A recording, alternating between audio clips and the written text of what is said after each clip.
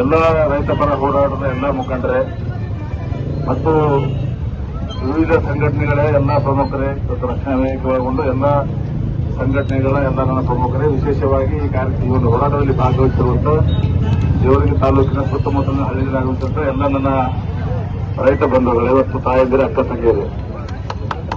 ಸಮಯ ತುಂಬಾ ಆಗಿದೆ, ನಾವು ಬೇಗ ಬರಬೇಕಾಗಿತ್ತು. ಆದರೆ ಬಿಒ ಬ್ರಿಡ್ಜ್ ಇವತ್ತು ಓಪನ್ ಮಾಡಿರೋದ್ರಿಂದ ಟ್ರಾಫಿಕ್ನಲ್ಲಿ ಬಹಳ ಒಂದು 2 ಗಂಟೆ ತೇಜಸ್ ಅವರು ಕೂಡ ಲೇಟ್ರು, ಒಂದು 2-2.5 ಗಂಟೆಗಳ ಕಾಲ ಟ್ರಾಫಿಕ್ ಜಾಮ್ ಆಗಿರೋದ್ರಿಂದ ಲೇಟ್ ಆಗಿ ಈ ಕಾರ್ಯಕ್ರಮಕ್ಕೆ ಆಗಮಿಸಿದ್ವಿ. ಆದರೂ ಕೂಡ ತಾವೆಲ್ಲರೂ ಕೂಡ ಇಲ್ಲಿವರೆಗೆ ಒಂದು ಉತ್ತಮವಾದ ಹೋರಾಟ ತಾವು ಮಾಡಿದ್ದೀರಿ.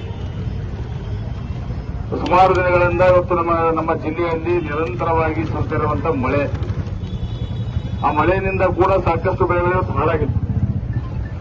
ರೈತರು ಕಂಗಾಲಾಗಿದ್ರು. ಅದು ಅಷ್ಟೇ ಸಾಲದೆ ಅನ್ನುವಂತೆ ಇವತ್ತು ಹೊಳೆಯ ಮುಖಾಂತರ ಇವತ್ತು ಇಡೀ ಹಳ್ಳಿಗಳು ಮುಳುಗಿ ಹೋಗಿ, ರೈತರ ಹೊಳೆಗಳು ಮುಳುಗಿ ಹೋಗಿ ಇವತ್ತು ಮೇಲೆ ಮಳೆ ಕೆಳಗೆ ಹೊಳೆ ಎರಡೂ ವರ್ಷಗಳಿಂದ ಇವತ್ತು ರೈತರು ತುಂಬಾ ಸಂಕಷ್ಟದಲ್ಲಿದ್ದಾರೆ. ಮೊನ್ನೆ ಕೂಡ ನಮ್ಮ ಭಾರತೀಯ ಜನತಾ ಪಕ್ಷದ ವತಿಯಿಂದ ನಾವು ರಸ್ತೋತ್ಸವ ಕಾರ್ಯಕ್ರಮ ಮಾಡಿದ್ದೀವಿ. ಅದರ ಮೊದಲನೇ ದಿನನೇ ಇವತ್ತು ಹೊಳೆ ಪ್ರಾರಂಭ ಆಗಿ ಇವತ್ತು ರೈತರು ಇನ್ನೂ ಕೂಡ ತುಂಬಾ ಸಂಕಷ್ಟದಲ್ಲಿದ್ದಾರೆ.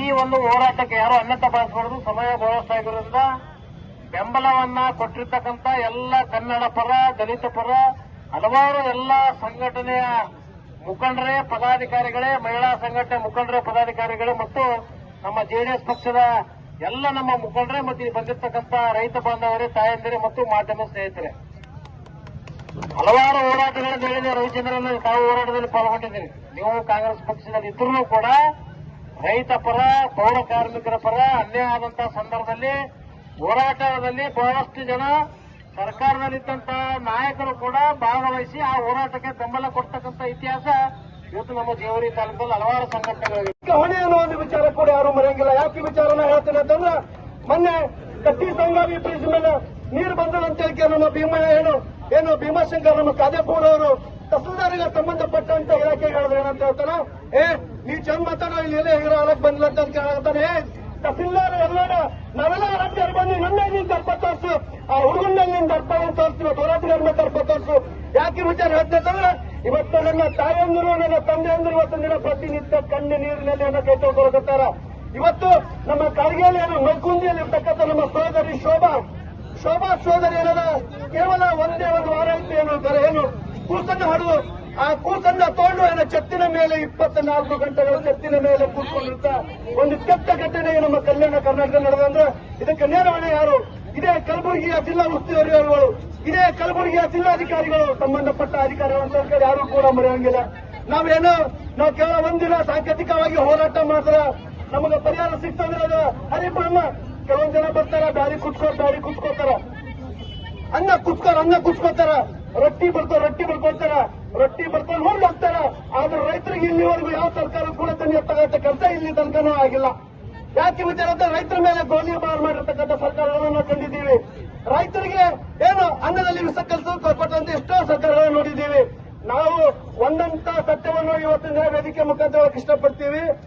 ರೈತರು ಇಲ್ಲ ಅಂತಂದ್ರೆ ಇವತ್ತಿನ ದಿನ ನಾವು ಯಾರೂ ಕೂಡ ಇಲ್ಲ ಅನ್ನೋ ಒಂದು ಪ್ರಶ್ನೆ ಇವತ್ತಿನ ರಾಜ್ಯ ಸರ್ಕಾರ ನಾವೆಲ್ಲ ಅರ್ಥ ಮಾಡ್ಕೊಳ್ಬೇಕಾಗ್ಯದ. ಇವತ್ತು ಬೆವರ ಹಣ್ಣಿನಿಂದ ದುಡಿದಿದ್ದು ಇವತ್ತು ಅನ್ನನ ಅಮೃತ ಮಣ್ಣ ತಿಂತಿದ್ದೀವಿ. ಒಂದ್ ವೇಳೆ ರೈತರು ಏನಾರ ಬೆವರಿನ ಹಣ್ಣಿ ಸುರಿಸಿಲ್ಲ ಅಂದ್ರೆ ಇವತ್ತು ದಿನ ನಾವು ಮಣ್ಣೆ ತಿಂತಿದ್ದೇವೆ. ಮಣ್ಣು ತಿಂದಲ್ಲ ಏನಿರ್ತಿದ್ದೇವೆ ಏನ್ಬಿಡ್ತಿದ್ದೇವೆ. ಆ ದೇವರಿಗೆ ಇಚ್ಛೆ ಮಾತು ಒಂದಂತೂ ಸತ್ಯ.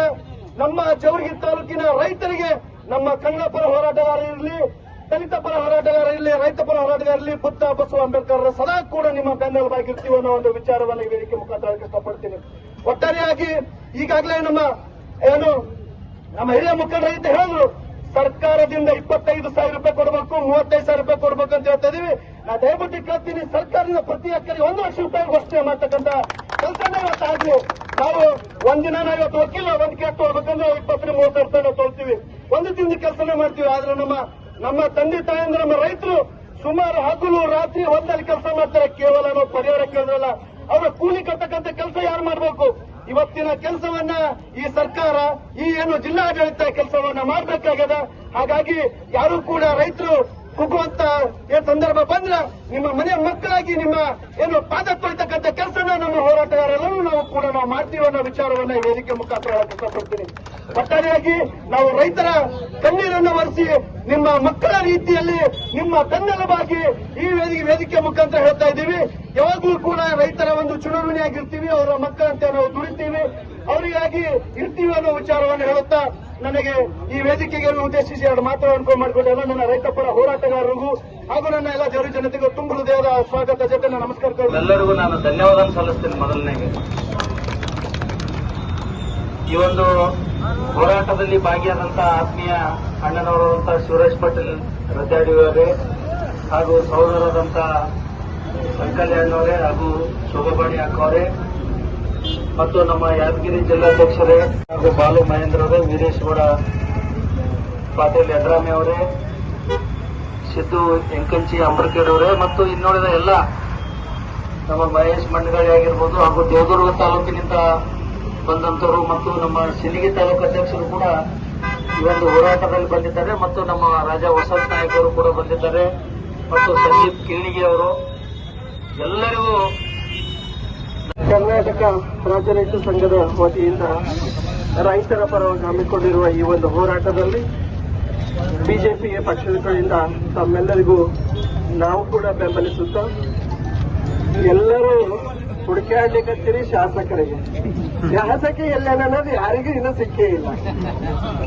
ನಾವು ನಿನ್ನೆ ಹಳ್ಳ್ಯಾಗ ಹೋಗ್ಲಿಕ್ಕತ್ತಿದ್ದೇವೆ, ಶಿವರಾಜ್ ಗೌಡ್ರು ನಾವು ಎಲ್ಲರೂ ಎಲ್ಲರೂ ಹೋಗ್ಲಿಕ್ಕತ್ತಿದ್ದೇವೆ. ಅಕ್ಕರ ಶಾಸಕರು ಎಲ್ಲಾರಿ ಅಂತ ಕೇಳಕತ್ತ ಇಲ್ಲಿ ಹೋರಾಟದ ಕೇಳತ್ತೀವಿ, ಶಾಸಕರು ಎಲ್ಲರೂ ನಮ್ ಕೈಯ ಸಿಗಲ್ಲ ಅಂದ್ಮೇಲೆ ನೀವು ಏಟ್ ಬೈದ್ರ ಬರ್ತಾರೆ ಅದಕ್ಕೆ.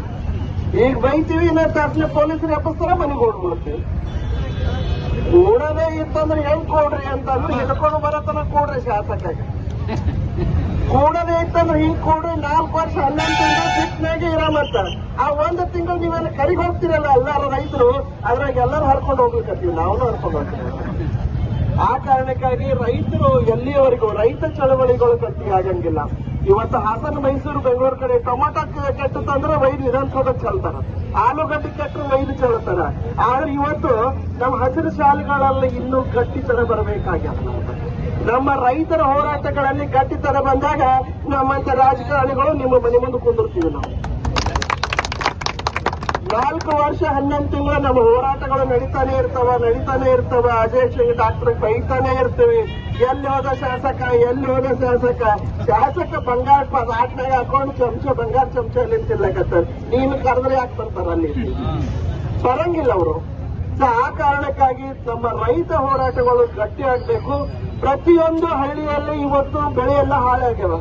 ನಾವು ಎಂದೂ ನಮ್ಮ ಜೀವನದಾಗ ನೋಡಿದ್ದಿಲ್ಲ. ನಾನು 30 ವರ್ಷ ರಾಜಕೀಯ ಜೀವನದಲ್ಲಿ ಊರಾಗ ನಾವು ಆಡಿದ್ದಿಲ್ಲ, ಯಾವ ಹಳ್ಳಿಗೂ ನೋಡಿದ್ದಿಲ್ಲ. ನಿನ್ನೆ ಎಲ್ಲ ಹಳ್ಳಿಯಾಗ ಊರಾಗ ನಾವು ಆಡ್ಲಕತ್ತಾವ. ಯಾವ ಪರಿಸ್ಥಿತಿಯಲ್ಲಿ ನಾವು ರೈತರಿದ್ದೀವಿ ಅಂತ ನಮಗೆ ಸ್ವಂತ ಮನೆಗೂ ಕೂಡ ಸ್ಥಿತಿಯಲ್ಲಿಲ್ಲ. ನಾವು ಹೊಲ್ಲಾಗ ಹೋದ್ರಂತೂ ಕಾಲಿಡೋ ಪರಿಸ್ಥಿತಿ ಇಲ್ಲ ನಾವು. ಆ ಕಾರಣಕ್ಕಾಗಿ ಒಮ್ಮೆ ನಿರ್ಣಯ ಮಾಡ್ರಿ ರೈತ, ನಿಮ್ಮ ಕರ್ನಾಟಕ ರಾಜ್ಯ ಸಂಘದವರು, ರೈತ ಸಂಘದವರು ನಿರ್ಣಯ ಮಾಡ್ರಿ. ಒಮ್ಮೆ ರೋಡಿಗೆ ಹೋಗಿ ಹೋದ್ರೆ ಮನೆಗೆ ಹೋಗೋದು ಬೇಡ. ಅಜಯ್ ಸಿಂಗ್ ಇಲ್ಲಿದೆ ಎಳ್ಕೊಂಡ್ ಬರತ್ತ ಅದಕ್ಕೆ ಎಳ್ಕೊಂಡು ಹೋಗಿ ಇಲ್ಲಿ ಕೂಡಿಸ್ರಿ. ಒಂದು ಇಲ್ಲ ಹೋರಾಟ ಬಿಡ್ಬೇಕಾಗ್ಯದ. ಒಂದು ಇಲ್ಲ ಅಂದ್ರೆ ಇವತ್ತು ನಮ್ಮ ಫೋಟೋ ಬರ್ಕೋ ಪೇಪರ್ನಾಗ ನಾಳೆಗೆಲ್ಲ ಕವರ್ ಮಾಡಿದ್ದೇನಂತ ಅಂತ ಫೋಟೋ ನೋಡ್ತೀವಿ, ಮತ್ತೆ ನಮ್ಮ ಮನೆಗೆ ನಾವು ಹೋಗ್ತೀವಿ. ಆಗದೇನು ರೈತ ಹೋರಾಟ? ಇವತ್ತು ಧಾರವಾಡದಲ್ಲಿ ವಿದ್ಯಾರ್ಥಿಗಳು ಉದ್ಯೋಗ ಸೃಷ್ಟಿ ಮಾಡಲ್ಲ. ಕಾಂಗ್ರೆಸ್ನವ್ರು ಕನ್ಫರ್ಮ್ ಮಾಡಕ ನಮ್ಗೆ ಉದ್ಯೋಗ ಕೊಡಲ್ಲಾಗ್ಯಾರ. ಬಡವರು ನಮ್ಮ ತಂದೆ ತಾಯಿಗಳು ಕಷ್ಟಪಟ್ಟು ನಾವು ಶಾಲೆ ಕಲ್ಸ್ಯಾರ, ನೌಕರಿ ಕೊಡಲ್ಲಾಗ್ಯಾರ. ನಮಗೆ ಬರ ನೀವು ಕನ್ಫರ್ಮ್ ಮಾಡ್ರಿ, ನಾವು ಓದಿ ಪಾಸ್ ಆಗ್ತೀವಿ ಅಂತ ಹೇಳಿ ಇವತ್ತು ಲಕ್ಷ ಜನ ಧಾರವಾಡನಾಗ ವಿದ್ಯಾರ್ಥಿಗಳು ಸೇರ್ಬೇಕಂತ. ಆ ಹೋರಾಟ ಅಂತ ಹೋರಾಟ ರೈತರು ಹೋರಾಟ ಆಗ್ಬೇಕೆ ಹೊರತು ನೀವು ಅಜಯ್ ಸಿಂಗ್ ಬೈದ್ರು, ಪ್ರಿಯಾಂಕಾ ಖರ್ಗೆಗೂ ಬೈದ್ರು ಅಷ್ಟೇ. ಅವ್ರ ಅಪ್ಪದೇವ್ರ 60 ವರ್ಷ ಗಳಿಸಿಟ್ಟ. 60 ವರ್ಷದ ಅವ್ರ ಅಪ್ಪದೇವ್ರು ಗಳಿಸಿಟ್ಟಾರೆ. ಇನ್ನ 10 ತಲೆಮಾರು ಆದ್ರೂ ಅಜಯ್ ಸಿಂಗ್ ಮೊಮ್ಮಗ ಮತ್ತೆ ಎಮ್ಎಲ್ಎ ಆಗ್ತಾನೆ ಹೊರತು ನಮ್ಮ ಸಮಸ್ಯೆ ಬಗೆಹರಂಗಿಲ್ಲ. ಆ ಕಾರಣಕ್ಕಾಗಿ ಗಟ್ಟಿಗೊಳಿಸದ ಹೋರಾಟ ಇತ್ತು ಅಂತಂದ್ರೆ ಮನೆ ಮಠ ಬಿಡ್ರು, ನಾವು ಬಿಡ್ತೀವಿ ರೋಡಿಗೆ. ಅಜಯ್ ಸಿಂಗ್ ಬರ್ಲಿ, ಎಲ್ಲಿ ಬರ್ತಾರೆ ಅವನಿಗಿಲ್ಲ, ಎಲ್ಲಿ ತನ ರೋಡಿನ ಮೇಲೆ ನೀವು ಕುಂದಿರ್ಸಂಗಿಲ್ಲ. ನಮ್ಮ ಹೋರಾಟಕ್ಕೆ ಜಯ ಸಿಗಂಗಿಲ್ಲ. ನಾವು ಮನೆ ಸೂಟ್ ತಹಸೀಲ್ದಾರ್ ಬರ್ಬೇಕು, ಮನೆ ಪತ್ರ ತಗೋಬೇಕು. ಆಗಬೇಕಾಗ ತಹಸೀಲ್ದಾರ ನೌಕರದಾರ ಬರ್ತಾನ, ಪಂಚಾಯತ್ ಮಾತ್ರ ತಗೋತಾನ, ಹೋಗ್ಬಿಡ್ತಾನಪ್ಪ. ನಮಗೆ ಆಗದೇನು? ಎಲ್ಲಿವರೆಗೆ ರೈತ ಚಳವಳಿ ಗಟ್ಟಿಗೊಳಿಸಲ್ಲ, ಎಲ್ಲಿವರೆಗೆ ಯುವಕರು ಗಟ್ಟಿಯಾಗಿ ನಿಂದ್ರಲ್ಲ, ಎಲ್ಲಿವರೆಗೆ ನಾವು ಮಹಿಳೆಯರು ಗಟ್ಟಿಯಾಗಿ ನಿಂದ್ರಲ್ಲ, ಅಲ್ಲಿ ತನಕ ನಮ್ಮ ಚಳವಳಿಗಳು ಸಕ್ಸಸ್ ಆಗಲ್ಲ, ನಾವು ಜಯ ಸಾಧಿಸಂಗಿಲ್ಲ. ಆ ಕಾರಣಕ್ಕಾಗಿ ಅಜಯ್ ಸಿಂಗ್ ಗೂಡು ಕೇಳೋದು ಬಿಡ್ರಿ, ಹಿಡ್ಕೊಂಡ್ ಬರೋದು ಕಲಿಬೇಕಾಗ್ಯದ. ಆ ಹಿಡ್ಕೊಂಡ್ ಬಂದು ನಾವು ಸ್ಟ್ರೈಕ್ ಮಾಡೋದು ನಮ್ಮ ಬೇಡಿಕೆ ಈಡೇರ್ತಾವ ಅಂತ ಹೇಳಿ ಈ ಸಂದರ್ಭದಲ್ಲಿ ಮಾತಾಡೋಕೆ ಅವಕಾಶ